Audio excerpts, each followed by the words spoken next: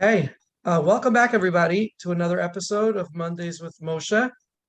It is now 9:01 on Monday night, so we're back. We're back in action, and this week we're very excited because we have one of the leading experts in the field of selective mutism, Dr. Steven Kurtz, out of New York City, not too far from anybody. I think that's close to Australia too, in some way. And we have Hannah waving to you. So she's either waving to me or you, and I don't think it's me. So thank you, Hannah, for turning on your video. For those of you who can turn on your video, it's always great to see your faces. For those of you who can interact and ask, it's great to hear your voices and your questions and your challenges. So please bring it on. Dr. Kurtz, tell us a little bit before we go into tonight's topic of selective mutism.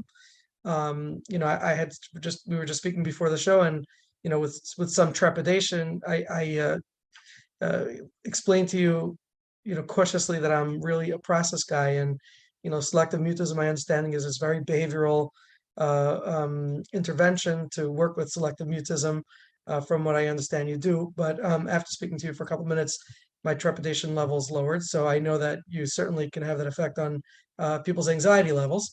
So we're either going to have it out or we're going to agree. But I really am curious, to understand how you got into the field of selective mutism, and why is it that when I posted the flyer saying that we're having you on tonight, I got such exciting and positive feedback. So go ahead. So selective mutism came in my life a little bit by accident. I was minding my own business at a case conference when I worked at the NYU Child Study Center. Every Friday morning, 20 or so faculty would sit around the table, and then, like you picture the old European medical theater, all of the students would be surrounding us, listening for words of wisdom. And this fantastic child psychiatrist was presenting the case. It was about April of a school year, presenting a case of a then 4-year-old boy who was in kindergarten, about to turn 5. And even in spring of that year, he was sitting in a chair by himself in the back of the room. He had never used the bathroom in school. He had never eaten in school. He had difficulty even taking paper and pencil and passing it out. He never sat at the morning meeting, which is a very important part of a school day when you're in preschool or kindergarten. That's when the family gathers and they sort of set the agenda for the day. So I was picturing this kid in his own chair in the back of the room. And I thought, this is unbelievable. I'm not familiar with this. It happened that NYU Child Study was in Manhattan, and this boy went to school in Rockland County, and I live in Rockland County. And at the time, I just jumped at the opportunity to try and work with him. And I honestly think, had I not had success with that first kid, I don't think I would be here tonight talking to you, because I think there's a fascinating process that goes on for us as therapists, that some things we get involved with are just really reinforcing. It's amazing. It's true. It's really amazing how we fall into things. We fall into things, especially if we're open to it. I said goodbye to a colleague today that Hannah and I share in common, who was in my practice. And I've known her now for about 20 years. And the only reason I know her is because I took the opportunity to go to Albany when my boss didn't want to testify at some closed hearing on kids who were being shipped out of state for residential treatment. And it was a big brouhaha because they were using aversive treatment. Anyway, I met somebody who hired me to do a thing, and then I met this colleague, and 20 years later, we've worked together for decades. So the selective mutism case was fascinating to me, and all I had to go with was what I knew about setting up a good relationship with kids, and some very, very hardcore behavioral techniques. And what I said to somebody, what I said to the psychodynamic guy who ran Bellevue for a long time, I said, I bet this might have to be censored. Go ahead. No, I promise you it won't. I said, his name is Alan Elliott. I said, Alan, I will bet you that my therapy is more playful than your play therapy. He was a hardcore play therapist, and I was a hardcore behaviorist, but I will show a tape of me working with kids and say that you can't find anybody more playful. In the early days, I was a dad uncle. Now I'm sort of an uncle grandfather. But the basis of it is play. And I think sometimes I do a really good magic trick.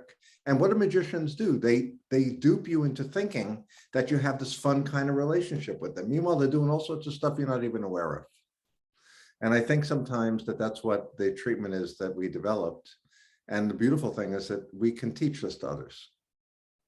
But, and you may not know this much, but the treatment I developed for selective mutism was an adaptation directly from a gold standard treatment for kids with difficult oppositional defiant disorder. And the common element was, how do you build a positive relationship with kids before you ask them to go out of their comfort zone? And in the one case, oppositional defiant disorder, the comfort zone is doing things your parents and teachers tell you to do that you don't want to do. And the comfort zone in the case of selective mutism is talking to somebody. So I think it has that common element. And I think of this Russian psychologist, Vygotsky, who talked about zones of proximal development. And the 30-second summary of his work is, there's things kids can do without any assistance, things that they can stretch themselves to do sort of in this next concentric circle with assistance, and things they can't even do with assistance. And I know that we can help kids go from not talking in school and the community to talking with others with assistance. And it's just a beautiful thing to be a part of that. Okay, thank you. Before we move on, can I find out who Hannah is? Hannah, who are you?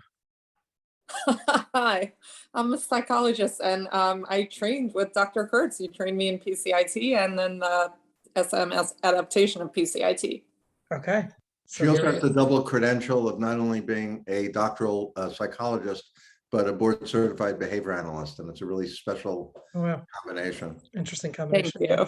Okay. Thank you. Well, welcome, Hannah, and please subscribe. We're flirting with 1,100 members on our Mondays with Moshe participant Google group. So if we want to hit the number 1,100 this week or something, and we have some really exciting people coming on, and had really exciting people in the past. You can watch all the old episodes. We actually have Dr. Irving Polster coming on in a couple of weeks. I don't know those of you who know him, but he like I've said in previous weeks, he refused to commit when I reached out to him a number of months ago, because he said that from the time that he commits until the time that we would have had him set up, he'd be turning 100 years old, and he doesn't know if he's going to live that long. But now that he turned 100, he seems more confident to commit. So we're having him on in July. So he has that great video online with Gerald, for those of you who are familiar, and we'd love to hear some of his existential work. Okay.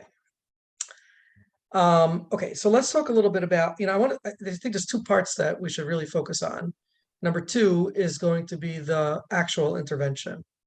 But number one, I think let's talk a little bit about some of the common let's talk about some of the problems we run into when trying to engage with a child with selective mutism, and also what are some of the common etiologies or causes.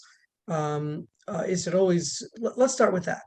Would you, talk a bit, could you talk a little to, is this a trauma-based disorder, or is it not necessarily a trauma-based disorder? Are all kids with selective mutism coming from some level of relational or some other kind of trauma, or are there children who are just what they would call painfully shy for no good reason and no good explanation?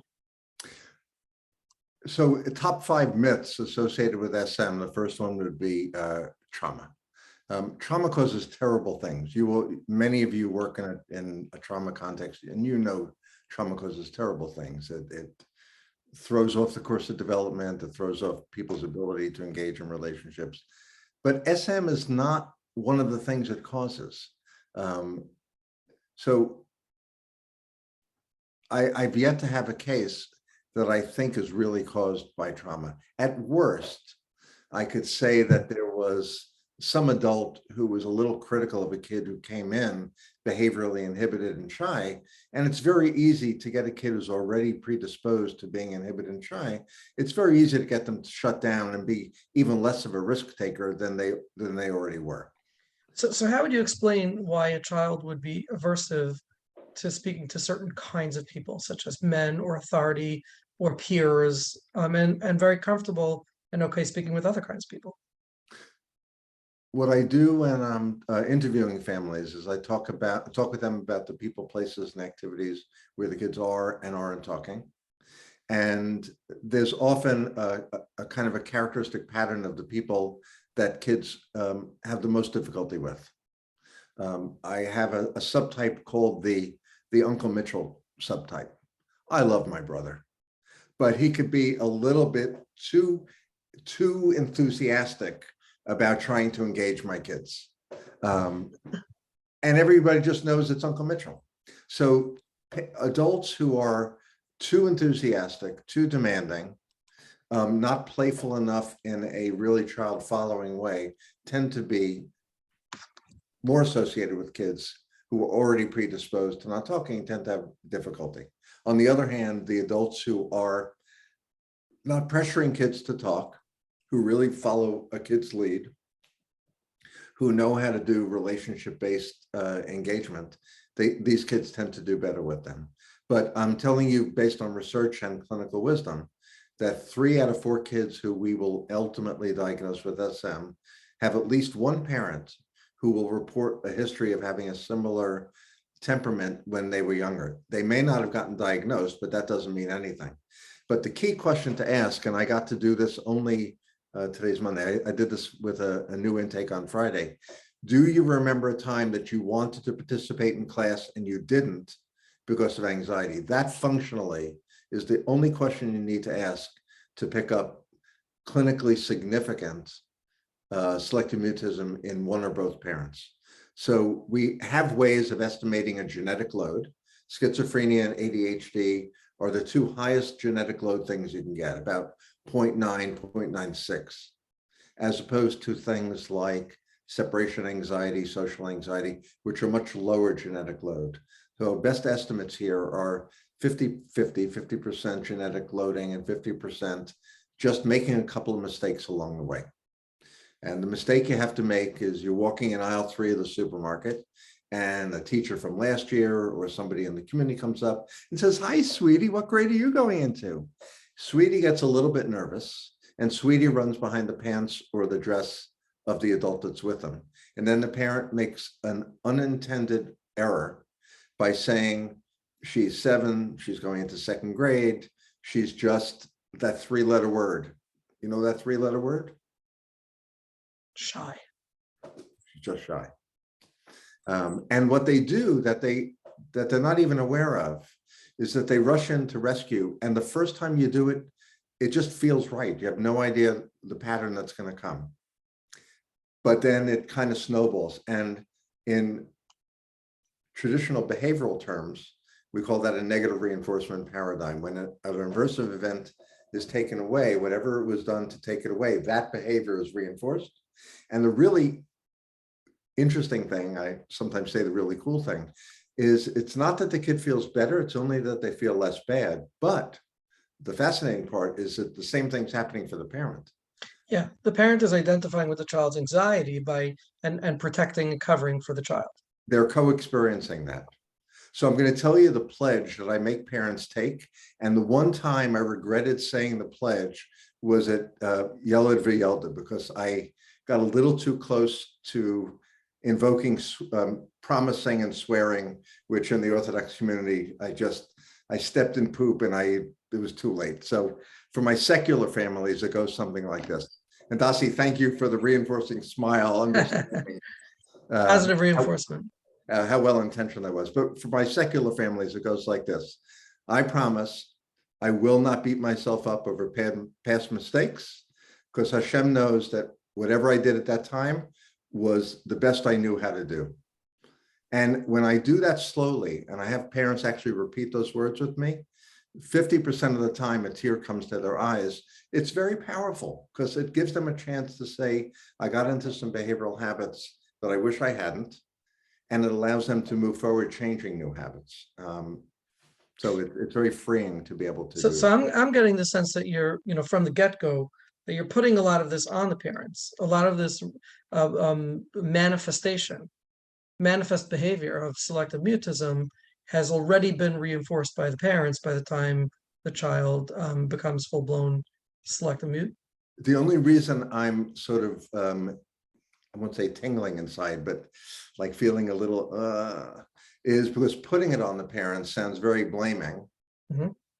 And the way I communicate with parents, it's very freeing, because I can acknowledge that I'll use metaphors or analogies like, if God forbid your kid was drowning in a pool, you would just jump in and save them. I mean, it's what you do. So I think because I identify with them about how difficult it was, it also frees them up to be able to make behavior changes going forward. Okay. Okay, so then I imagine that a lot of the intervention is going to target the parents. Absolutely. Okay. And I'll take it a step further, what we were just saying. You can't get to selective mutism without a parent. How many diagnoses cannot ever happen without being in a relationship? Well, oppositional defiant disorder and selective mutism, almost by definition, are relational. They are. But you can be depressed by yourself, you can have OCD by yourself, you can have tic disorder by yourself, social anxiety you can't have by yourself by definition. So just sort of interesting to think, but ODD and SM, you can't get there without a parent. And I say that with all due respect to parenting. Yeah, I guess personality disorders would depend on whether you believe if a tree falls in the forest, whether you hear this, whether there's actually a sound or not. So personality disorder, I guess we couldn't know. Depends if there would be no other person there, would the person be considered personality disorder if they can't bother anybody else? That's true. Okay, let's talk a little bit about the child. How many children come in to for treatment for selective mutism? I mean, I'm sure that a nice percentage or majority of them won't talk to you or to the therapist because of the selective mutism. But putting that aside, even if that wasn't, the selective mutism was with children or peers, how many are actually motivated from the get-go to say, I recognize this as a problem and I want it to be different? That looks like a 0. That's a 0. But I'm going to tell you how I assess motivation. Moshe, I'll pretend for a minute you're the parent. So Moshe, I'm going to ask you a question about Shlomo that I want you, if the answer is no, remember it doesn't mean anything. If the answer is yes, that's a good thing. Has Shlomo ever said in any way, shape, or form, I wish I could talk to my friends, or why is this happening to me? If the answer is yes, that's a great starting point. If the answer is no, it doesn't mean anything. Why? Because it may only mean that he has no idea how we get from point A to point B and what the path is out. He has no reason to think he can get out of it because he hasn't gotten out of it yet. So in other words, it's worth it for him to stay in the fear and stay paralyzed because he doesn't know that there's a way to try or how to try. So he's never entertained it. I was a needle phobic until I treated myself for a needle phobia. I mean, I didn't know the way out till I went to graduate school, and lo and behold, there's treatment for needle phobia. Go figure. Okay. So, by the way, my graduation present for myself was donating a pint of blood. My supervisor at the time was also needle phobic, so we treated each other at the same time, and we went and donated blood for the first time together. I was sure you were going to say it was heroin. Huh? I was sure you were going to say it was heroin. No, not me. All right. Okay. So I mean, so Ice coffee is the best most you'll get. I hope that's decaf. It's 9 o'clock. Okay. So the I'm not sure how that answers the question. We have a parent who might say, no, he's never expressed that, and so we haven't really found motivation. We just haven't found opposition. Right? The child's never thought of it. He's never recognized that there might be a way out, but he's also not invested in doing the work because, like most anxieties, it's too overwhelming. He's not invested in doing the work. So the way we get them invested in doing the work is to make it so easy that he absolutely can't fail. What can almost every kid do? almost every kid can play. Granted, some kids on the spectrum have difficulty playing the way that others would play with them, but still PCIT is effective, as are other methods for engaging kids with autism, but that's an aside. So when we try to engage kids, we go out to the waiting room and we say, hi, I'm Dr. Norman, I'm Dr. Kurtz, I'm Dr. Hock. What's your name? Or how did you get here today? Or what do you like to do? We ask questions and typically kids will answer. And the first smart thing that I learned to do with kids with SM is not to ask them any questions. Because if I don't ask them a question, they can't fail to answer. Now, it is true that if you don't ask them a question, they also can't answer. If you never ask them a question, and they're unlikely to then all of a sudden just be spontaneous. But if the first thing you do is just play with kids, attending to their behavior, following what they do, showing interest in it. Today, we had a kid come in for the first time meeting a brand new counselor. This girl is green as green could be. She's a motivated college student. Her mother was the school psychologist in a yeshiva.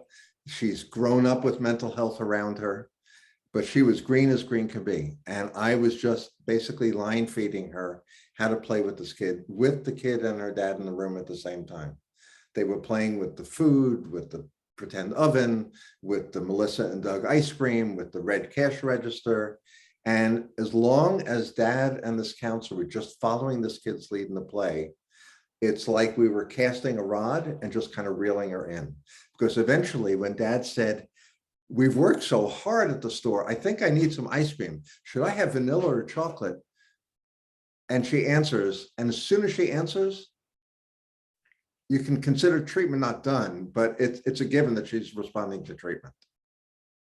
Because when she does that, and my counselor says, really nice telling your dad what flavor you want, then it's all over. Because then she can ask a question and the kid's answering her.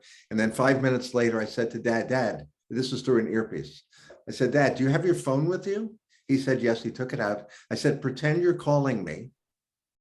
And then pretend you're taking a work call. And what I want you to say to your daughter is, I just have to take this work call. I'll be back in a sec.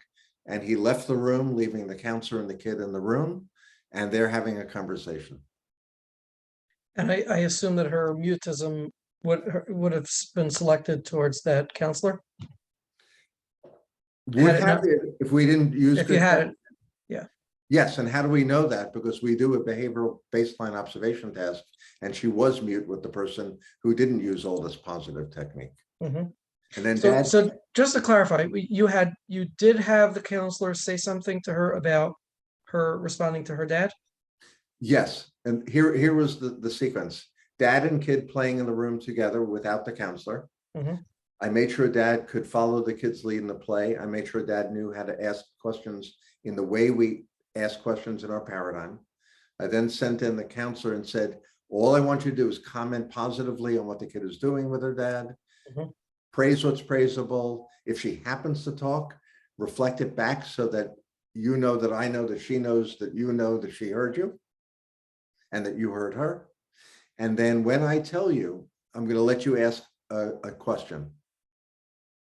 And I'm going to have you wait 5 seconds to give the kid a true opportunity to answer. And that's part of the specific paradigm. Okay.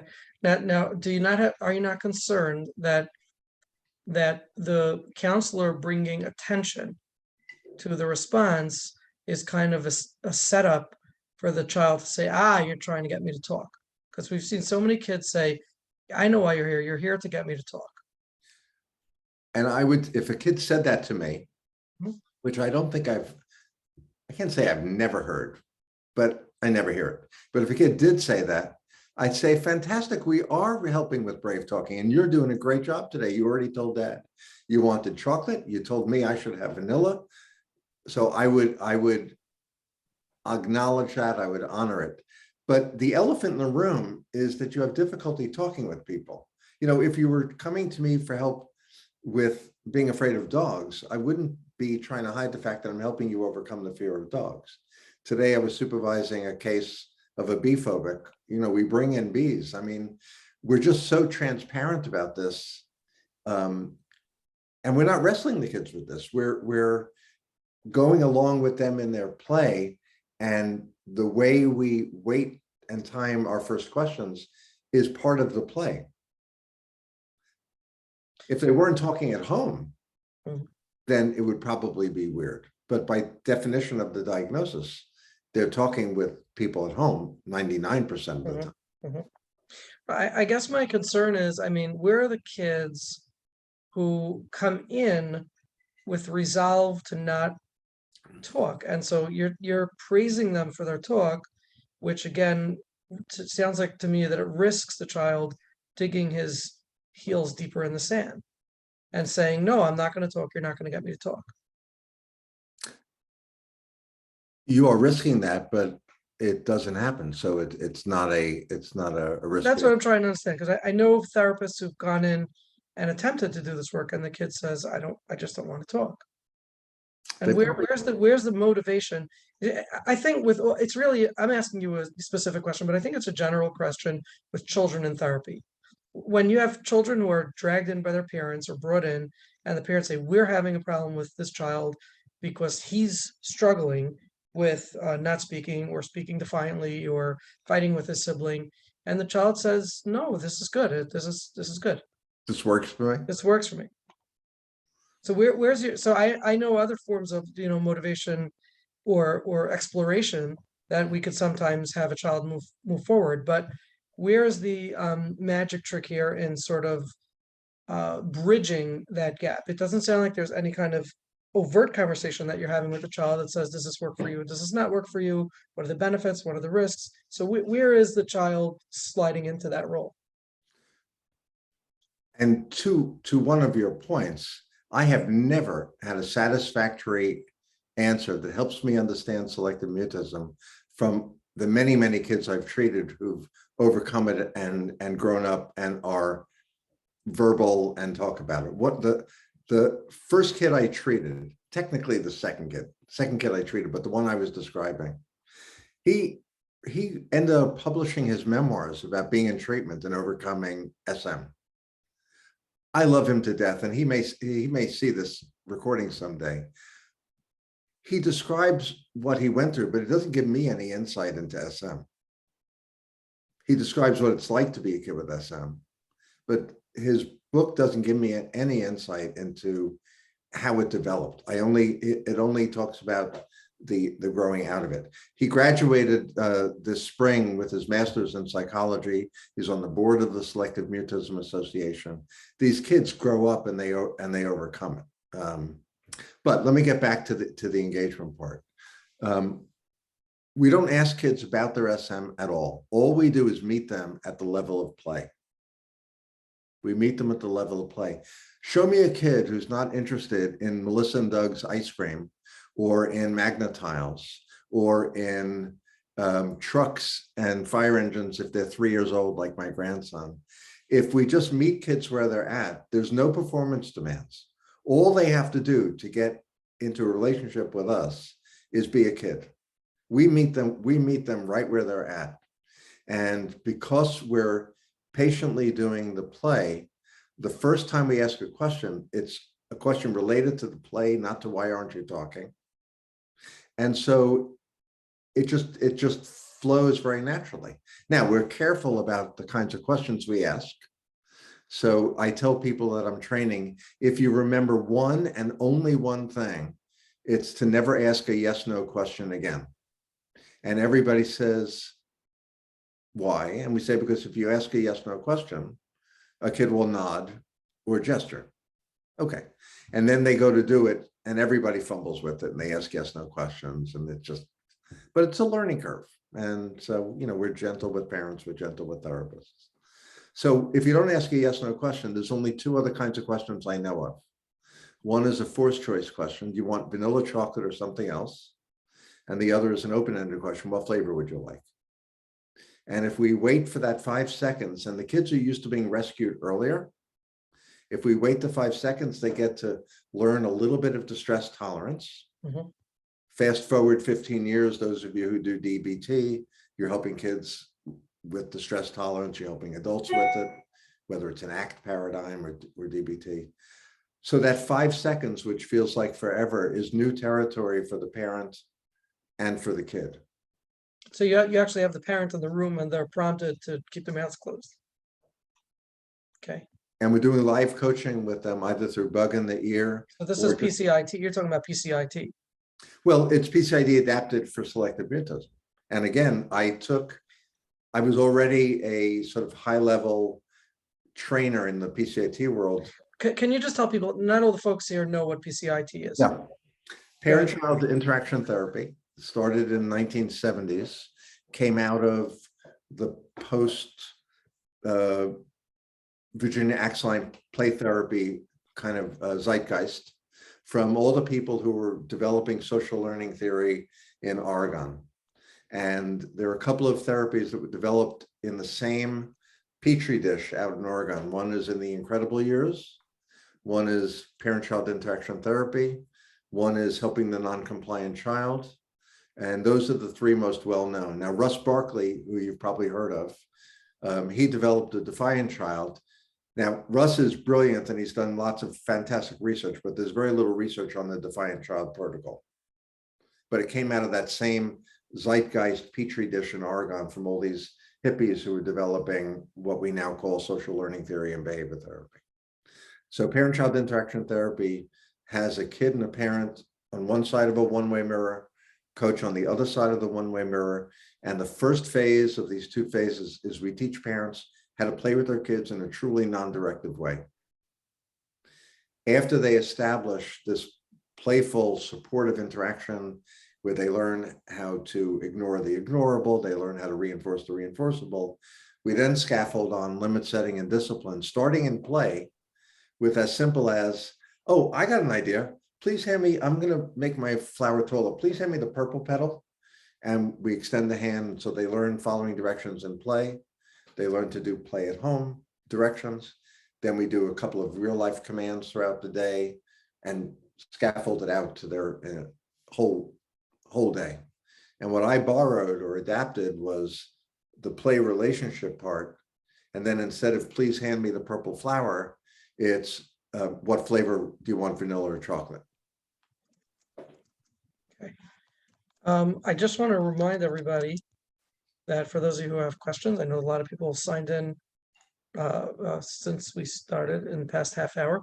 For those of you who have questions or comments, please use the raise your hand button, which is in the reactions tab on the bottom of your screen. Click on reactions and click raise hand, and we'll be happy to talk to you. There is one brave person who just sent me a chat, but it's hard for me to read the chats while I do this. So I'm not going to say her name, but please, I'd appreciate if you raise your hand and let's take questions. Looks like the lines are lighting up. Let's start with Chaim. Chaim, go ahead. You got to unmute first. Go ahead. Okay. So Dr. Kurtz, how much is this anxiety based in regards to medication? Do you mean how do we use medication in the treatment? Yeah, I know this. How much do we attribute this, first of all, for it to be anxiety based? In other words, is it anxiety based? And second of all, would you refer the family, to a psychiatrist for a Zoloft, Prozac, to help them to take the edge off the anxiety? Right. In DSM-5 is when it became officially an anxiety disorder. Prior to that, it was in the other disorders of childhood and adolescence, but those of us who did this thought of it as an anxiety disorder before then. I have a basic rubric, which is the following. If you're a young kid with basically only SM and you're functioning and you haven't failed a trial of behavior therapy yet, we're going to do this behavioral therapy first. And then if you're a non-responder to that, and you're 2 months into treatment, we're going to suggest a medication consult. By contrast, you're an older kid, which in this world means 9. You have multiple anxiety disorders that are really impairing. You may have already had a trial of CBT that hasn't worked for you. I'm going to want you to get that med consult before you start working with me. And I'm a non-prescriber. I have no skin in that game. My board certification is behavior therapy, but I'm probably the most vocal proponent, like of people in this world. I'm probably the most well-known for advocating the use of medicine to help treatment. Now, how does it work? We have no idea. I don't, use the term taking the edge off. I don't know what that means, and I don't say that critically, but here's the best explanation I have, and it came from this essentially first kid that I treated. He says, imagine there's a 5-foot wall. Chaim, how tall are you? You really want to know? Yes. Close it 6'4". Well, then the question. You can't tell on Zoom. That's right. And therefore, the question becomes more relevant. Let's assume you were the height of the average American Caucasian male, 5'10". So what I was going to say is this. If there's a 5-foot wall in front of you, you're going to have trouble getting over it. I'm 5'10". I would have trouble getting over a 5-foot wall. But if somebody can do something to lower the wall to about 3.5 feet, 3 feet, with assistance, I can get over a 3-foot wall. I'm not a hurdler. I can't just run and do it. But with a little bit of help, I could get over that. And that's how we think about the medicine. So extrapolate to 6'4". Yeah. By the way, just for the record, my definition of tall is 6'3.5". You want to know why? Why? Because my son-in-law is 6'3.5", and I have to get on my toes to give him the kind of hug that I like to give someone. So that's my definition of tall. for the record, I haven't gotten past 5'3", and if I met Chaim Ellis in person, I'd probably be selectively mute too. I don't look down at anyone. So we don't hesitate to recommend medicine for kids who are not responding to treatment. And I train people I work with to always have that conversation with parents during the initial intake and feedback session, because I don't want it to come as a surprise or have a sense of treatment isn't working that we need to add it. But I think of it as something that if treatment isn't working, we want to be able to augment. And then for the older kids, especially if I'm meeting a teenager, I really want you on medicine before I'm going to try and do this, because I don't need my batting average to be good. I need that kid not to have another failure experience of therapy. Excellent. Yeah. It's tough to meet kids who've been to 3 therapists and haven't gotten better yet. And now, when you said, because I just want to learn, when you said you don't know what it means on edge, I mean, in the anxiety world, in terms of children, it said it says kid on edge, they are at edge. I have a SM kid in my school, and he stands frozen by recess. He comes into my office. I hate that. It's uncomfortable. Yeah, I hate that. Now, interestingly, when you put kids on an SSRI, Zoloft, Prozac, any of those, what parents will tell you, the first thing that they notice, and teachers, is a general easing of anxiety overall before there's any change in talking behavior. Okay. And that's really interesting. That's what I think of when I think of taking the edge off. And for those who are interested or just care about what do we know from research about anxiety meds for kids, know that the largest and longest study ever done, which was hundreds of kids, it's called the CAMS study, was 7 to 17-year-olds, and very, very few of them had SM. So we really can't extrapolate from that to the universe of kids with SM who are much younger, but they respond just as well to the medication. And I have never had a parent come back to me, even if they took their kids off meds because it wasn't working or they had bad side effects. I've never had a parent come back to me and say, what were you thinking? Were you crazy? Because it works so well so much of the time.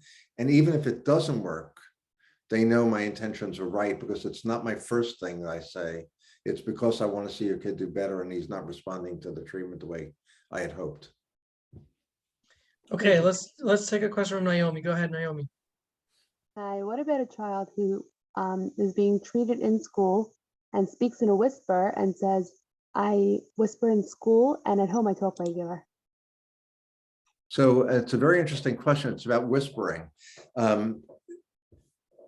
Again, people in the SM world know my shtick. And one of the things I say is that I'm not worried about chronic whisperers, because they always, always, always become people who use their regular voice. It may take a while. And among the toughest kids I ever treated, he was a chronic whisperer for 3 years. He just graduated from a major university. He interviewed with 30 alums from his college.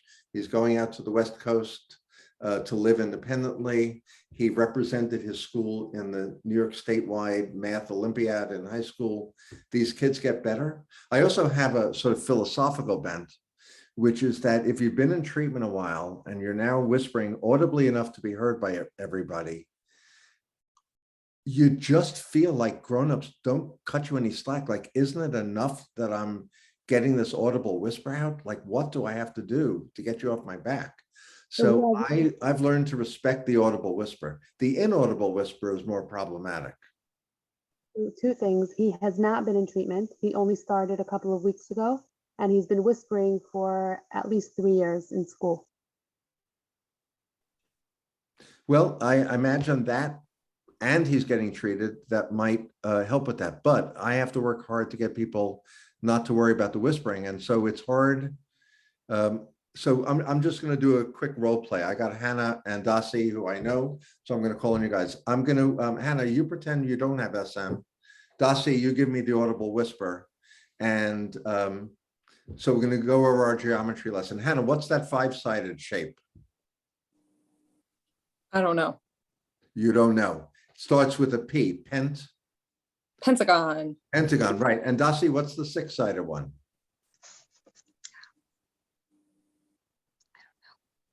You don't know. It starts with hex. Hexagon, exactly. I'm treating the two answers as if they were absolutely the same. I don't need to call any attention to what did you say, or could you say it a little bit louder? So the architecture of how people deal with that kid who's whispering, whoever was offering up that question, I'd be trying to make sure that they're honoring that whisper as fully audible. And there's technical things we could do, like we could give a reward chart for saying it louder. We can give a reward for saying it quicker. We can practice full voicing. I was in, believe it or not, I was in Luxembourg 4 weeks ago treating a kid, and I had a recording of him narrating a book in full voice at home. So I brought in my laptop, and he allowed me to play the recording of him talking full voice in front of his peers. They had never heard him do anything but a whisper, and that was a way to help him learn to use his non-whispering voice in that context. So okay, so I could hear something like that as an intervention, but isn't the premise behind that must be that there's a certain anxiety. In other words, the exposure.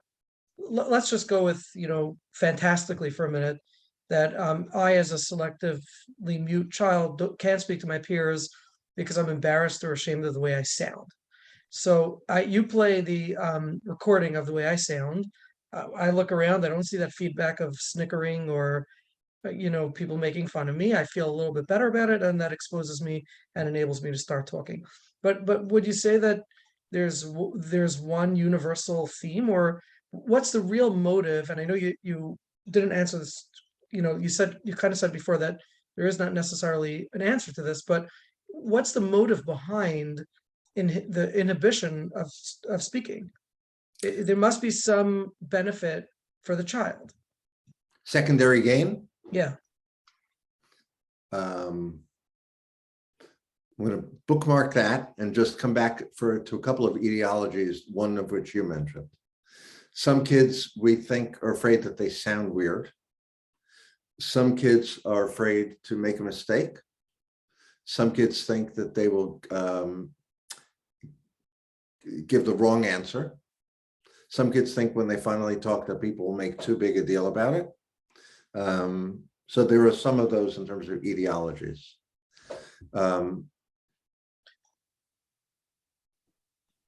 Why would a child have that anxiety if not for earlier experiences? Most fears and phobias are not based on prior negative experiences. I was never killed by a needle, and I developed a needle phobia. Most snake phobics have not been bitten by a snake. Most bee phobics have maybe gotten a sting, but they didn't have to go to the hospital. I mean, some allergic people do. Most people who are fear of flying have never crashed in a plane. So I would argue not why are selectively mute kids different from other anxious people, but anxiety is so darn illogical. And do you think of a flying phobic as having secondary gain for not flying? Well, I certainly would not want to fly if I'm pretty sure that I'm going to get killed, or if it feels that way. But other than the negative reinforcement, the relief from the aversive experience, because when we talk about secondary gain, we're inferring or implying that there's something fishy going on in the family dynamics. My wife is the daughter of a psychoanalyst. She still doesn't believe anything I say about this stuff. We were having dinner out tonight, and I was talking about some kid who has, I don't want to say any identifying information. We were talking about a kid and her saying, the family's getting something out of this. I don't know. Well, you're talking, okay, you're talking about family, but Because I watch videotapes of every kid I meet. I say to parents, before I meet you, I want you to send me a video of your kid. And I say it this way. I say, you know, when you have flowers and like it gets to be noon and the petals are open wide, like, I'm ready, world. Give me your sun. I want to see your kid in that most playful, fantastic, open mode. And then to see those kids become the inhibited, unbelievably inhibited kids that they are. It's just a dramatic contrast. I remember one of the first times I did an intensive treatment where I go live with a kid for a week, essentially. I don't live in their home, but I go with them to school every day. I do play dates with their friends every day. And I remember walking down the street with the kid. She lived around the corner from her school. So just imagine you're walking up 172nd Street and you turn on 73rd Avenue and your school is there. And then as soon as you turn the corner, boom, like a light switch going off. I just find that fascinating. And I don't think of it as secondary gain in a sort of very psychoanalytic, psychodynamic, what are you getting out of this thing? I think of it as somebody who's got a phobia and the phobic stimulus is having to talk in front of other people. And it quickly got conditioned because at some point they didn't talk and it got reinforced. I was leaving work today and this family is in the elevator. And I imagine the parents knew who I was and they were coming from my office, but I didn't say anything because they're putting the kid on the spot. I think they wanted the kid to perform for me is what I think was happening. And they're asking her questions that she's not answering. And I just didn't want to say anything. I didn't want the kid to have any extra pressure than she needed. So what's the point of that anecdote? Just that the kid's not getting any secondary gain out of it. She's not getting any extra benefits from it. well, there is something that she's protecting herself, that a child is protecting themselves from, right? You're just saying, Yes. yeah, okay. Yes. So let's look at that. But let me contrast with what I would call secondary gain.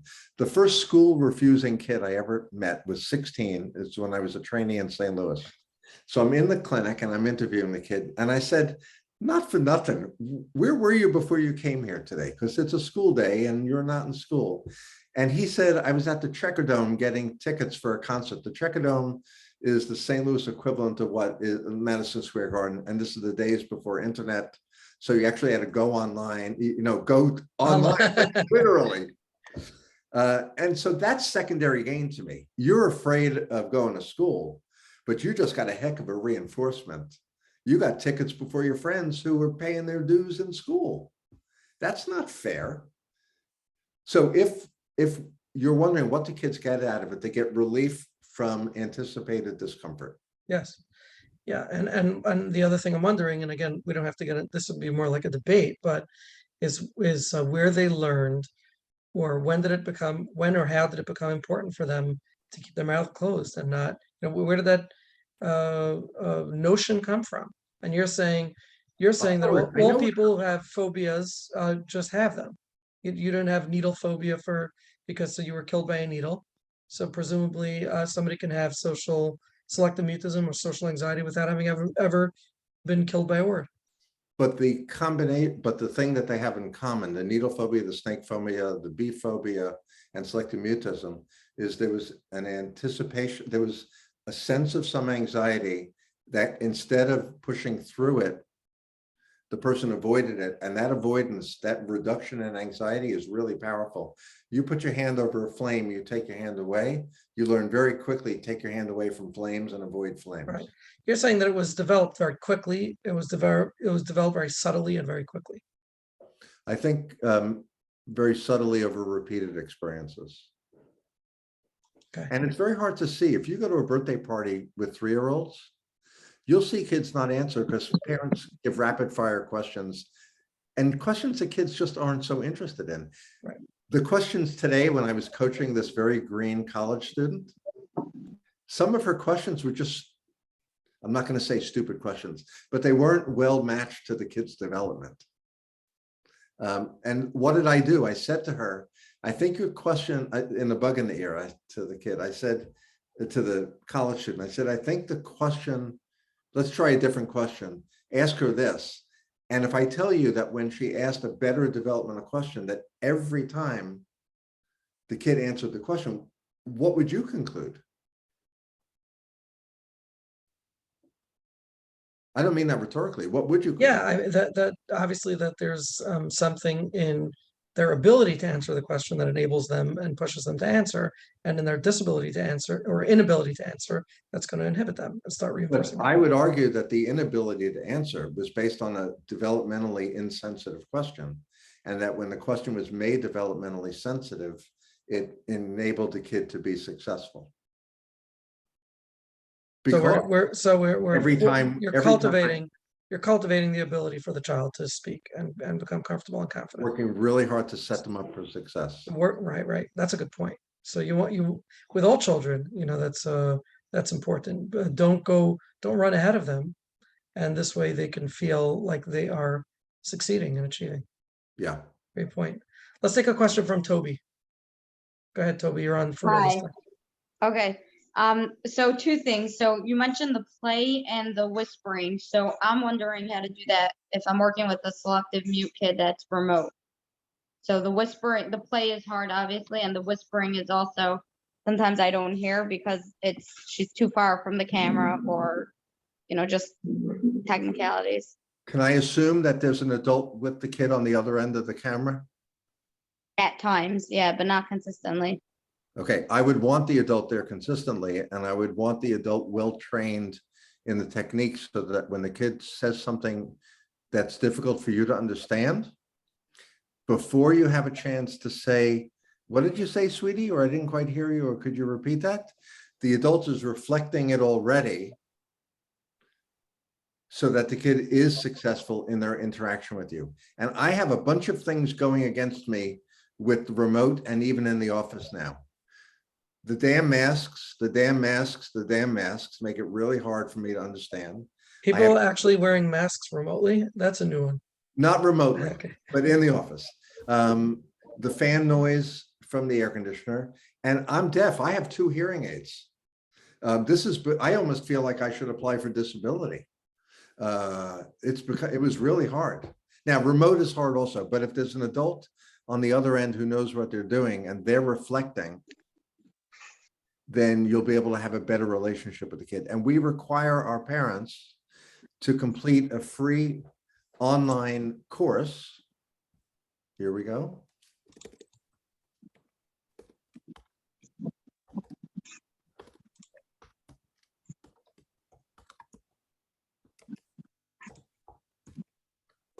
Free online course, selectivemutismlearning.org.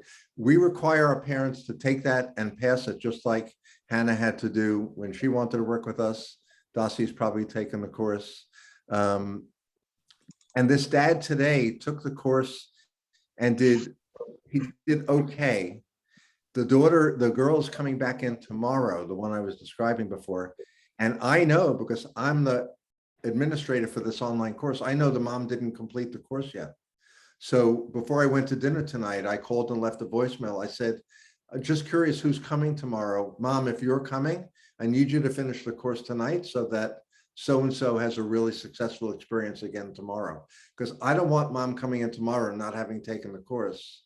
And then the kid practices not responding with my counselor. That's bad for business. And I only mean that in the sense of bad for the kid's experience of coming back. But knowing dad's coming back, I can now send in a new counselor tomorrow and expand the repertoire of who the kid is actually talking to. Because I know most of you are not familiar with this paradigm. When I say reflecting, Hannah and I are going to just model this for a second. So Hannah, you said the 5-sided thing was what? I said the 5-sided thing was a pentagon. Pentagon, that's right. And the 6-sided thing? A 6-sided thing is a hexagon. Hexagon, that's right. The 6-sided thing is a hexagon. She knows that I'm hearing her loud and clear, and I'm validating it just by reflecting it. And it feels really good. And it's Salesman 101. It's Carl Rogers 101. People like to be understood. And it's part of our PCIT paradigm. We don't pretend, I don't pretend to have created that as an important skill, but for kids with SM, my goodness, it's so powerful. So So it's again powerful. reinforcing. It's reinforcing. Okay. And it's reinforcing because, I mean, we infer it's reinforcing because it's associated with kids talking even more. Again, Hannah's a BCBA, hardcore ABA kind of person. Hannah, it's reinforcing because it increases the likelihood the kid is going to do it again, right? Right, exactly. It's reinforcing because it increases the future probability. Right. That's And I took a lot of hits from people in the beginning when I introduced this paradigm, because they said, you're putting too much pressure on kids to talk. And I said, the proof is in the pudding. If we do these things and they talk more, it's not too much pressure. Dr. Kurtz, you had mentioned, yeah, I wasn't sure if this was a bona fide offer or not, but do you actually have some clips that you can show of children that you can pull up at some point? Yes. Okay, can we take a question from Rebecca while you might pull up some of those questions, some of those clips? Absolutely. Are you pulling out the films, the Thank you. VHS films? I am the oldest guy in the room, but give me a break here. ahead, Thank you so Rebecca. much. So this is my question. I'm seeing a child who will not speak in school, but he's a 4-year-old kid in like a playgroup, kindergarten. He participates in everything. One of the kids running along, doing everything. He just will not speak. And at home, he does speak, but he is very rigid, he's not an easy child at home either. I'm feeling like that's not really matching your description of a selective mute. Would treatment still be like the same idea? Just trying to get more of that. Bear with me. I did hear your question, but I'm trying to pull it. What was yes? Sure.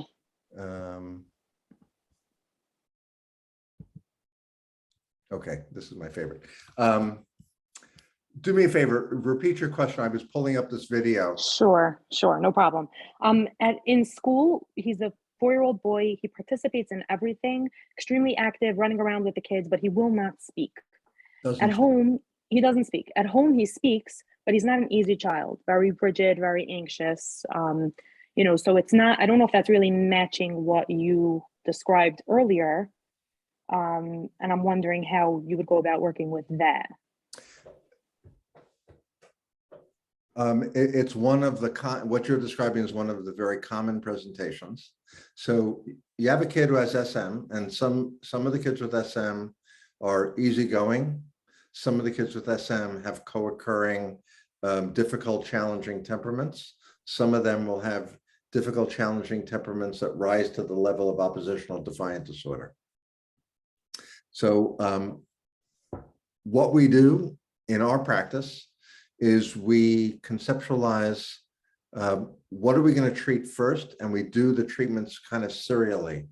So if I told you that I recently started with a preschool girl who meets full criteria for selective mutism, as well as full criteria for oppositional defiant disorder, and if I told you I treated the oppositional defiant disorder first, what would you predict about her SM while we're treating the oppositional defiant disorder?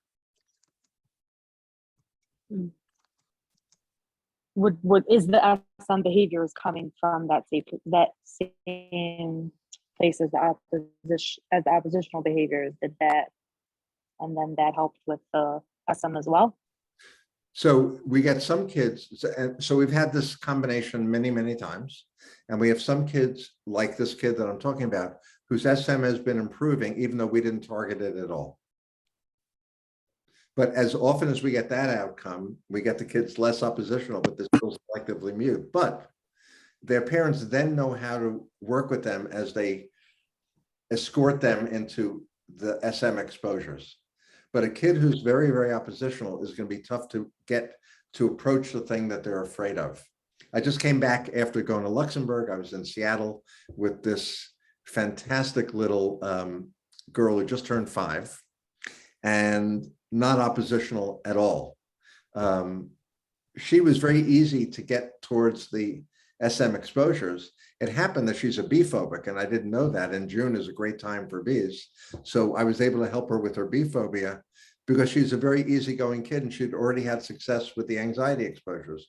So I just want to, that was a bit of a long-winded indirect answer. I want to summarize it by saying that when we have kids with both ODD and selective mutism, we typically treat the ODD first. We watch what happens to the SM. Sometimes we need to treat it separately, sometimes we don't. And admittedly, that's a bit of compartmentalizing, but it works for the kids in terms of their progress. Okay, great Yeah, video. let's watch the clip. Okay, so here's the setup on the clip. This was right during Superstorm Sandy, whenever that was. Anybody remember what year that was? Certainly pre-pandemic. And this girl's mother is a speech language pathologist. She was in one yeshiva. The kid was going to a different yeshiva. They had to combine the schools, and this was day 1 of school. Now, prior to this, the kid had gotten, with my coaching with a very good graduate student therapist, gotten to talking to the therapist in the office. And then I went with the kid to her school. And what you're going to see is day 1 at school. And I didn't have time to do any of my usual teacher training with the teacher.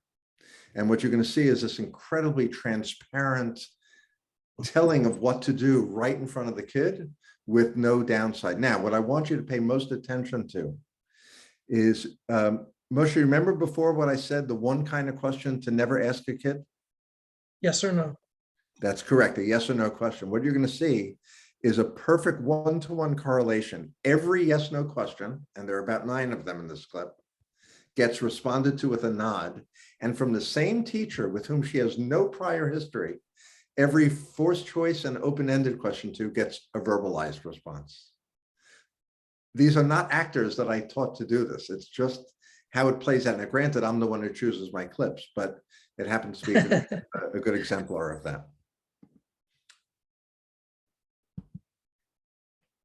Already, we see that we're working at the child's developmental level. Kid likes Skittles. She likes to pretend food. She likes to spot it that we have here. We've got some stickers going here. We have me pointing to something, and here we go. Me and Emma gave me all the purples. No, Mom. Oh, thank you. So Emma gave me all the purples. We're reflecting.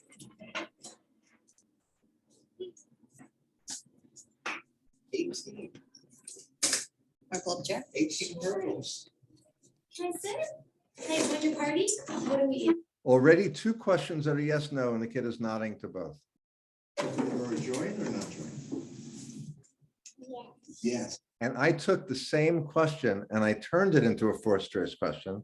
I said, you want Maura to join or not join? And with that little sort of odd body movement, she's saying yes. And we didn't talk a lot about this before, but among the possible misdiagnoses is autism, because you start getting into these awkward little stereotype little movements. But it's just an anxious kid showing that you're making me anxious. I'm not sure I like this very much. All right, so we always make sure we give a 2 choices, and you said yes. It's time for a sticker. What kind of candies are these? Skittles. Asks an open-ended question, gets a verbal response. And then somebody reflected the Skittles. I think that was me. Are those really Great yummy? answering. Are they yummy Are those really yummy?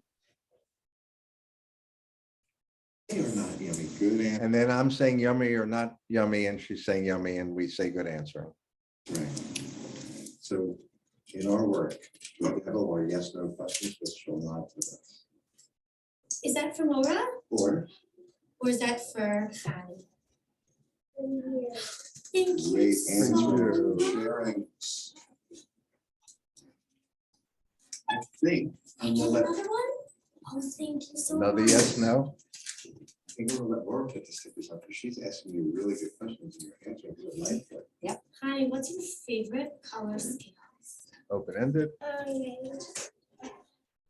You get a sticker. What color sticker do you want this time? Open-ended. And Yellow. awesome. And what color do you eat? All the oranges. All the orange. Can I give you an orange sticker? No. Yellow. Oh, I'm gonna give I want you to listen to the way I reflect all the oranges. all the oranges. All the Can I orange. give you an orange sticker? So it's just very matter of fact. It's not taking out a neon sign, just very matter of fact and meeting the kid where she's at. Wow. And then that last one, she did say, she asked her if she wants an orange one and she went, but then she said, I want a yellow one. So is that just reflective of progress that the girl's becoming comfortable enough to assert herself? Absolutely, yes. If that would happen in the beginning of the session, she wouldn't have said the yellow. We know that because she didn't, right? Correlation doesn't imply causation, but we'll take what we can get. Okay. Any other clips? I do have other clips. You want me to show another? I have one. Well, here. let's take a question from Rachel first. Racheli, go ahead. Oh, sorry, I just muted you. Hi. Okay. Thank you so much. This is so fascinating and so helpful. So basically what I'm seeing here is you're using an exposure model to join with the client through play and gradually bring out I'm just trying to understand, just trying to get them to talk gradually in different Yes. settings. So you don't care, like what Moshe's saying about where did this fear originate? Like you don't care. The goal is to help empower them to speak in different settings. I would care if I could determine that. I just don't know how to do that. And to the contrary, I don't necessarily care when we're working with kids unless there's something ongoing. It doesn't really matter when you're working with a child because they're not going to start exploring their past. They're in their past. They're living their past now. So yeah, I don't necessarily care from that angle. Maybe if I was working with an adult who had been selectively mute as a child and is struggling with certain anxieties today, that might be important to explore. And I care to the extent that there's any ongoing kind of toxic influence that I could possibly mediate. I mean, for example, early in this work, I started doing these intensive treatments because I had a notion that standard weekly therapy didn't fit this clinical problem. So I thought if you could just do a massed amount of practice with kids, you could really make much more progress. And the thinking behind it was this: you work with a kid, they come in for a 60-minute session. If you do 60 minutes, you spend 15, 20 minutes warming up, and then you only have 45 minutes left to do the exposure work. If you do a whole day with them, you take your 15, 20 minutes of warm up, and then you have 6 hours and 40 minutes to do exposure work with them.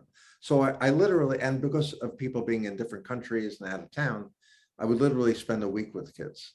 And I remember the first time I made huge progress with a kid in her home and her school. And in her country, they had the big family gathering with the whole mishpacha. And I went into the grandparents' house, and literally like 40 people at the house. And they all come up and they start like pummeling her with questions. And I said, wait a second. I said, I love you all so much and I can't wait to get to know you. But here's what we're going to do. Miriam and I are going to go with her mom up to the grandparents' room. We're going to regroup a little bit, and then we're going to invite you to come play with us. And there were 2 big living rooms separated by an arch. And what we did was we set up a little pretend restaurant. And I said, Miriam, who would you like to be the first customer in our restaurant? Because we had already been doing food play and restaurant play during the week. So we invited not Uncle Mitchell, we invited another aunt or uncle, got them into the restaurant, and she took their order, and then we got somebody else. So it's the way that fits into your question, Racheli, is that this would have been a toxic environment to throw her in, even though we made huge progress. in school, at home, and community, we didn't tackle the ganze Mishpacha.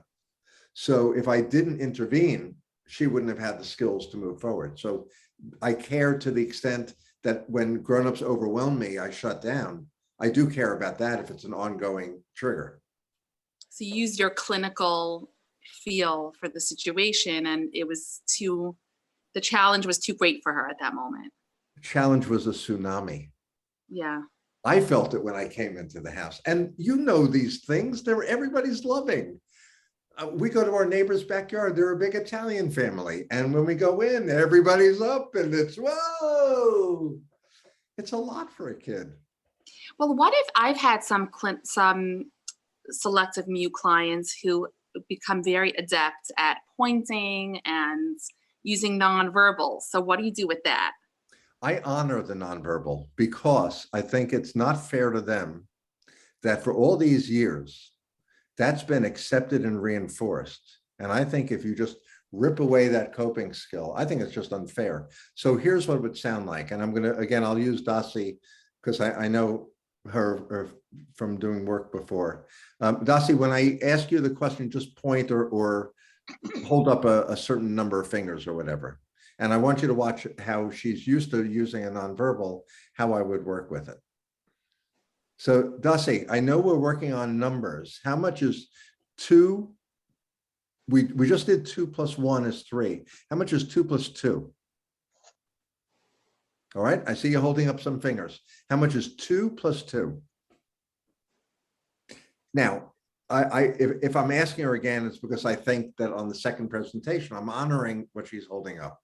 So she happens to be, not answering, but that's how I would go about it. We say, I see you're pointing, or I see you're nodding, and then we represent the question because I want to honor that you're using the communication style that's been working for you all this time, but we're taking it to the next level. So when you say honor it, you mean to actually acknowledge it and respect that it's necessary right now, and then see if you can move forward from there. Right. To dishonor it would be to ignore it altogether, or to dismiss do it. what one mother I have has been doing lately. No, we don't whisper. No, we don't gesture. Well, you reinforced it. It was okay until you got me on the case. So that's what I mean about honoring it. It is the way that they've been communicating, and it has been accepted as full communication. So when I say honor it, it means I don't dishonor it, and I give it, I call it what it is. You're nodding, and that's okay for now. And maybe another piece on that parenting psychoeducation on what your treatment entails and how to enable those skills without shutting them down further. That's why we require them to take this course before we undertake treatment, so that we have a common set of understanding about etiology, about myths, about what the progress is going to be. I gave the dad 7 today, a numbered sheet with the 7 things we're going to do. You're going to play with her, just the 2 of you, then this is going to happen, then this is going to happen. So for the parent, it's also very predictable, because none of us likes having to perform and it's not predictable what we're going to do. Now, one of the definite trends from when I first started doing this work to now is our understanding of how much we need to focus on parent training.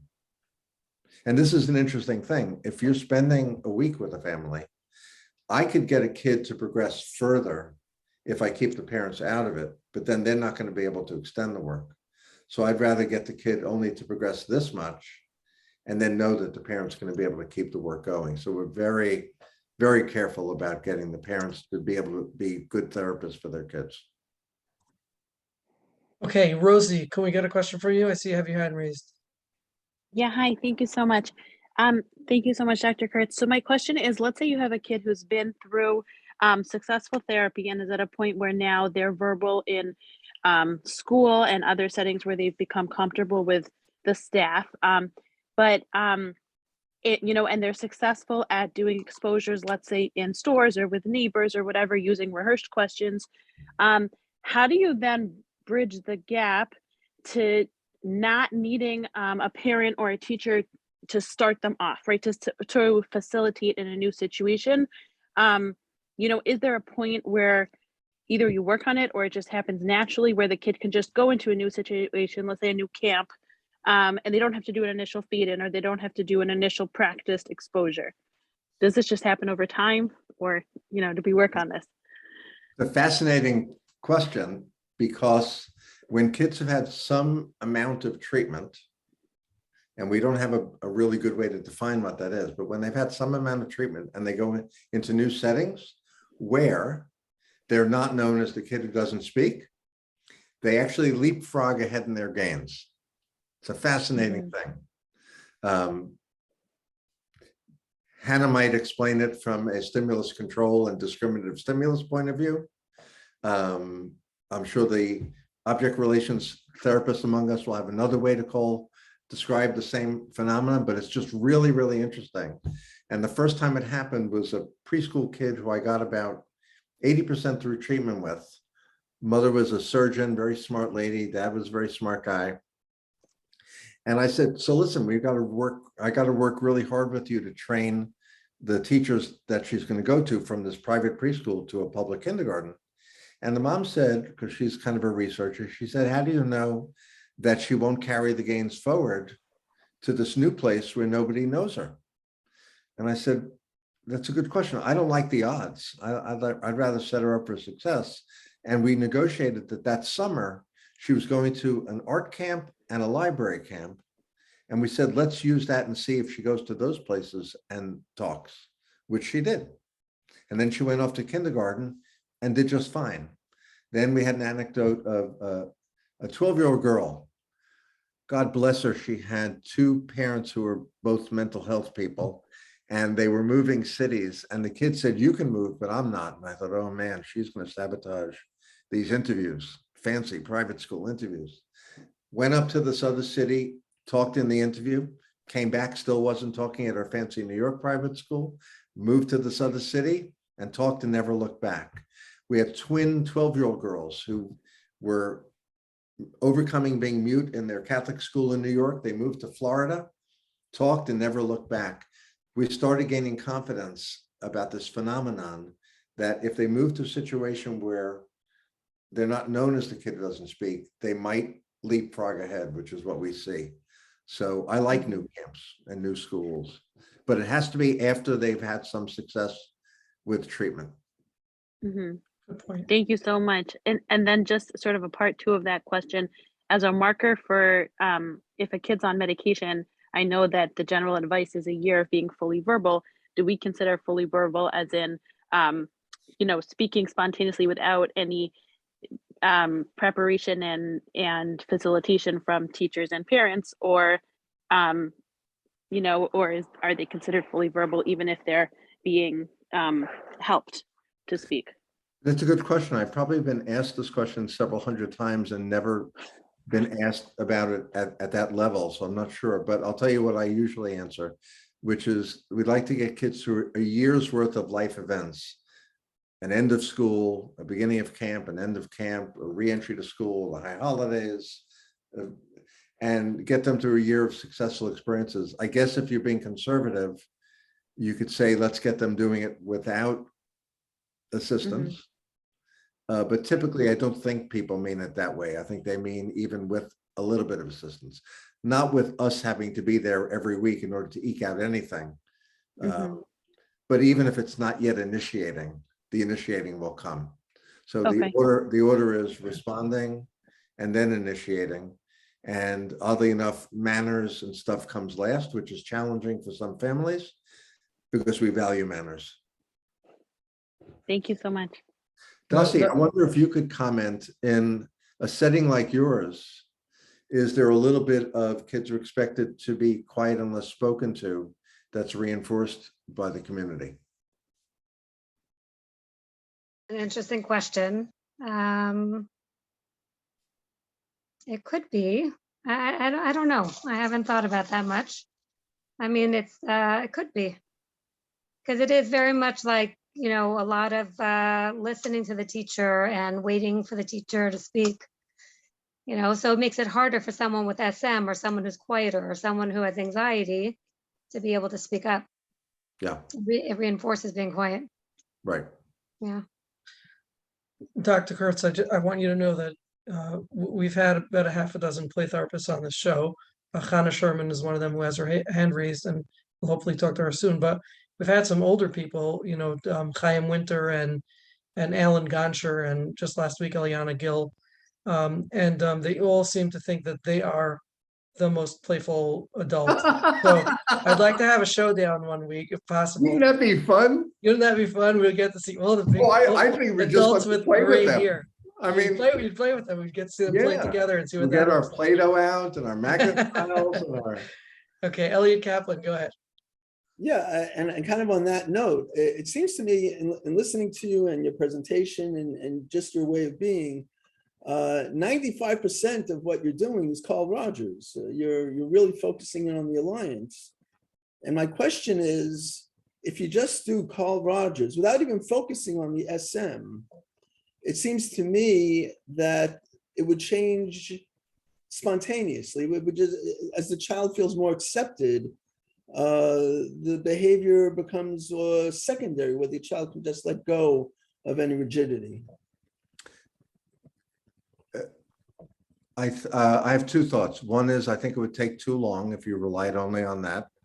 And I don't think it would generalize. And what I'm trying to do is give a quicker relief from the impairing symptoms, and to give a set of techniques that's transportable to others and that would be context sensitive. So you can't ask a teacher to use the Carl Rogers approach when they're teaching a lesson. You can't ask the clerk behind the ice cream counter to use a Carl Rogers approach. So I think you're right that may be the case, but I would be afraid again of these two things: take too long and not be generalizable. Mm-hmm. And I think of the Carl Rogers part of what I'm doing as the necessary but not sufficient, but absolutely necessary. So when kids come to us for the first time and we do a behavioral observation of their play with the parent and we try to get them answering a counselor, they get to go to the prize store always, but it's under one of the following 4 contingencies. You were really brave in coming here today to play with your mom and dad, so you get a prize. That's for the kid who couldn't talk in front of us or to us. You get to go to the prize store today because you're really brave talking even with us in the room and you didn't even know us. That's for the kid who couldn't talk to us but talked in front of us. And you get a prize for being super brave today. You got to talk even to a new person and you haven't even met us before. So any way you cut it, you get the unconditional, well, I guess it's not. You get the conditional positive regard, but it feels like unconditional positive regard. Well, one of the things that's so striking to me is the degree of thought.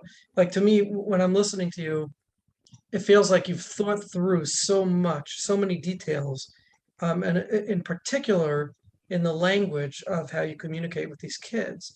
And in my mind, that's one of the greatest predictors to the alliance, is how we, besides the nonverbal information, which of course is really, really important, but in the verbal communication, the choice of words that you use and how you structure your questions and your sentences is also a very big piece in the alliance.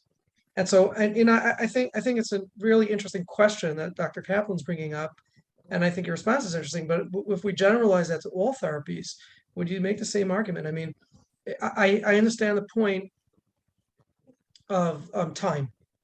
The point of time is that you want to do something quicker, and this can take very, very long period of time to have a child start to open up because they're feeling so accepted for who they are, no matter how they are. The point that you make about will they generalize it? I mean, what would we do in all dynamic therapies, or not direct systematic approaches? I think that the relationship with a therapist is the basis for the person to start to generalize on their own. If they start having these positive experiences or newfound experiences with relationally, then they can start to change their expectation in how other people are going to treat them. Will people criticize me or see me as inadequate? Well, my therapist isn't.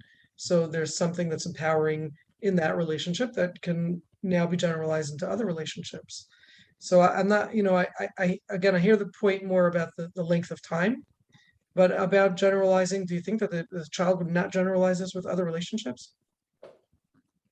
I think the child would not generalize it with other relationships because those other relationships are very contaminated with long behavioral histories of already not talking.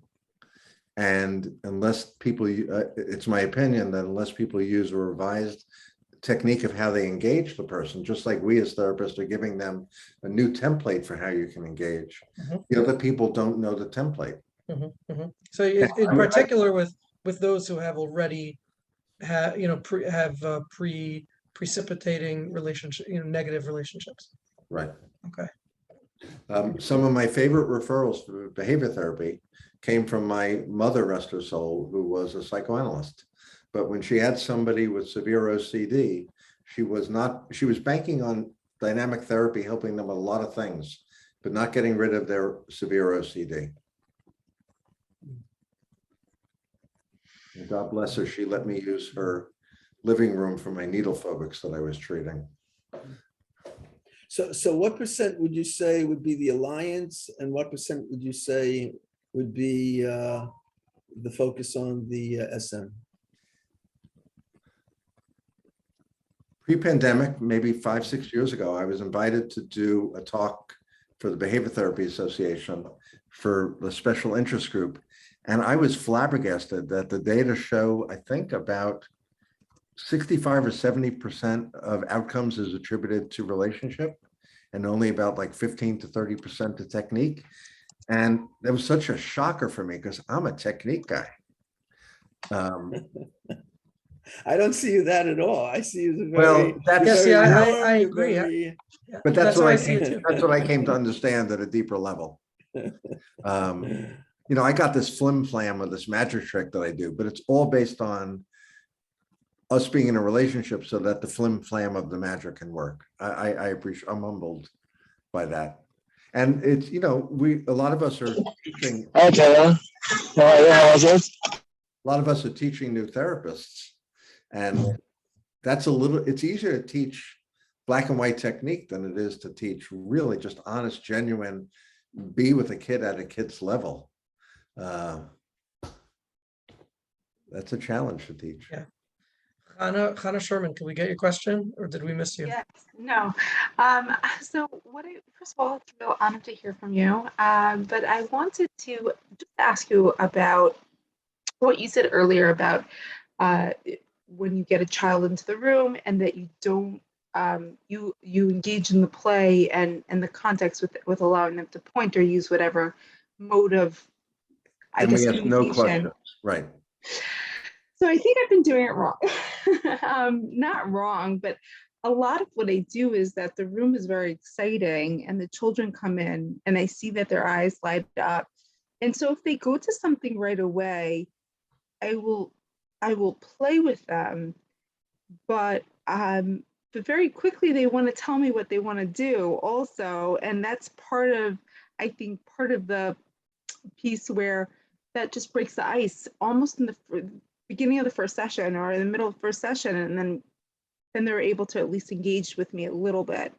But would you say it's better or more effective in a sense just to sort of tell them you could point, is that how you phrase it with them? Never. Okay. I fully accept their pointing in the beginning. Okay. But I never, ever say to kids, which a lot of people do, and I think it's well-intentioned, but I think technically it's off. Right, that's what I thought this whole no time. pressure to talk here. You can point, you can nod, you can gesture, and I'll mind read until the cows come home. You may do that and I'll honor it, but I'm certainly not going to invite it. Okay. So that's what I've been doing. And I feel like the reason why it's so effective is that the room is so inviting that they do want to talk and they do want to say, oh, wow, I see something and I really want to do Santray, or I want to, and they'll see it and they really want to engage with it. And Are you talking about a selectively mute kid verbalizing that or indicating that? No, I'm saying that they will say, they won't say that as a sentence, but I will see a selectively mute kid by the mid to end of the session say, can I do this? If they're saying, can I do this? Yeah. And God bless you and your God-given talents. I don't think I'm that talented. I just, I mean that with all seriousness. I don't know if I would get kids to do that because I'm not taking the same route you are. okay. But I don't find kids with SM doing that. I Okay. find them defaulting to all of their nonverbals that they've been engaging the world in for however many months or years. Right. So I don't find them in it. We find that spontaneous speech comes only after responsive speech. Ah. Okay. And you're having a positive and different experience, which is fantastic. Right.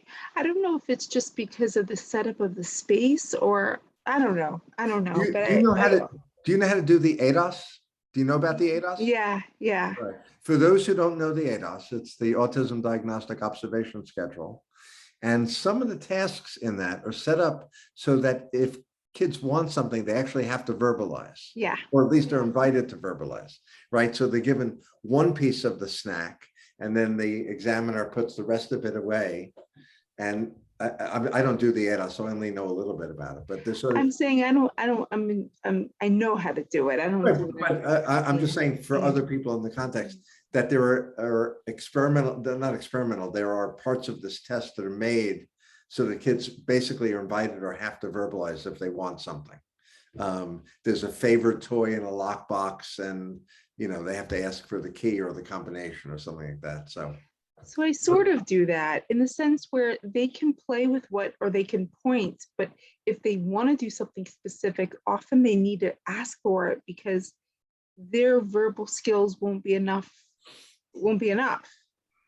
in the space. I don't know if that makes sense. What I wouldn't do is I wouldn't put a preferred toy out of reach and sort of, and I know you're not doing this, but I wouldn't purposely put a preferred toy out of reach and say, well, dude, if you want it, you're just gonna have to ask for it. And I know you're not doing that. Yeah, okay. I was just trying to clarify. I was just a bit, I think that's helpful just to hear that you're not inviting them to point. You're just I'm not inviting them to okay. point. I understand that it's a default method that they've relied on and the world has accepted it and it's not their fault. It's nobody's fault. Thank you for that question. Okay, it's 10:35 at night here on the East Coast. So I think we're going to have to call it a night. Dr. Kurtz, this was fascinating. Thank you. Very, very engaging. You held the audience. We had, you know, about 70 or so people, 70, 80 people joined. So that was really nice. And you really held the crowd. It's still 45 left, even though we're way over time. So thank you again for this. And any resources that you want to throw in? Yes. Should we take a quick question from Tapeka? Could it be quick? You can, and I'll just type in a couple of other resources. That was my exact question. If your books articulate your method. The selectivemutismlearning.org articulates the method with lots of video exemplars. It's a free course. You get a certificate at the end just to honor the time you put into it. Some people actually use it for CEs for work, but it's not APA CEs or any of that stuff. But our website as well. That's for therapists and or parents? Yes, we have therapists and parents and teachers take that course. We can't require teachers to do it, but we invite them to. kurtzpsychology.com has a lot of free resources as well. And Selective Mutism Association is a national advocacy group. And they have a ton of really, really good webinars. Thank you so much. Teacher handouts and such. Yeah, while Dr. Kurtz is typing it in, I just want to let everyone know that next week we have Hannah Mark, who is a clinical social worker in Rockland County, and she's going to be discussing, and I have a feeling this is going to become a series of discussions, but discussing the mechanisms of change in therapy. We'll have to figure out how to word that exactly, but what causes change in therapy, which we got a little sneak peek preview to tonight, but we'll hear her perspective on it, and that should be really informative and nice. She's really bright and exciting to listen to. Okay, did you get everything in the chat box? Dr. Kurtz? Yeah, some good resources there. .org. Okay. Well, thanks again for honoring us with your time. And for those of you who need to reach Dr. Kurtz, you could certainly send me an email or hook on to the website there, and I'm sure you'll find him. Again, thank you and good night, everybody. We're going to stop the